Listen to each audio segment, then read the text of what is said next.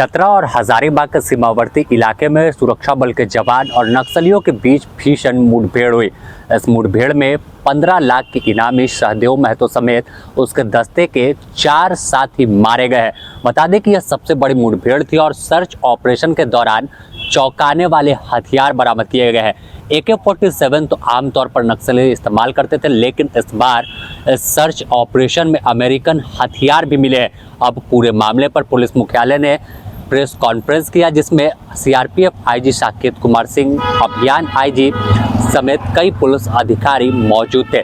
इस मुठभेड़ की पूरी कहानी आपको बताएंगे कि आखिर कैसे मुठभेड़ हुई और पूरी कहानी क्या है। शुक्रवार का दिन झारखंड पुलिस और CRPF के लिए बेहद खास रहा।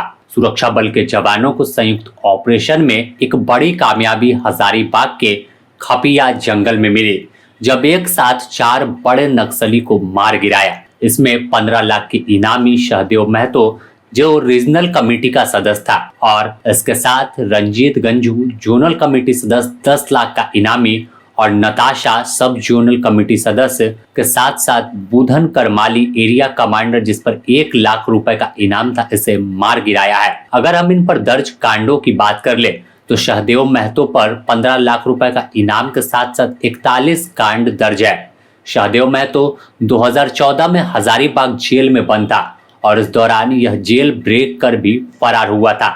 इसके साथ ही इन तमाम नक्सलियों के पास से सर्च अभियान के दौरान AK-47, 2 कोल्ट AR-15 राइफल जो अमेरिकन है, इसके साथ इंसास राइफल 1 बरामद की गई है।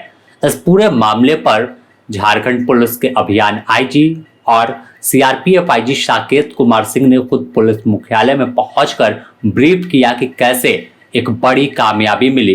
पुलिस और CRPF के लिए बहुत इम्पोर्टेंट दिन रहा है। अच्छी सफलता मिली है ज्वाइंट टीम के द्वारा। इसमें Jharkhand police, cobra 209, Jharkhand Jaguar की टीम्स शामिल थी। करीब दिन में 1 बजे के आसपास एनकाउंटर हुआ, जिसमें 4 लोग मारे गए। 4 लोग जिनको जो मारे गए उनका नाम एक सहदेव महतो करके है, regional committee member. Ranjit Ganju 10 lakh का इनामी था। सहदेव महतो 15 लाख का इनामी था। नताशा और बुधन करमाली के ऊपर 1 लाख का इनाम है। सभी के ऊपर सभी वांटेड थे।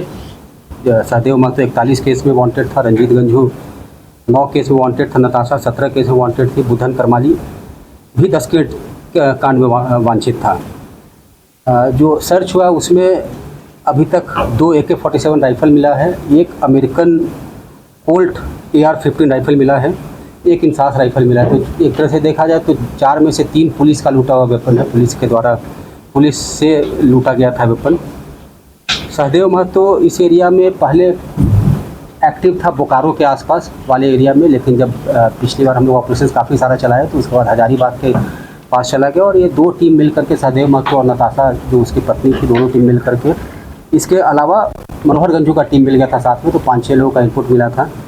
तो उसमें 4 हम लोग न्यूट्रलाइज कर लिए आज। तो एक तरह से देखा जाए तो हजारीबाग बिल्कुल ही नक्सल मुक्त हो गया। जो छोटा सा टीम 4-5 लोगों का बचा रहता था वो भी आज खत्म हो गया। एक आदमी मनोहर गंजू पर बचा रह जाता है।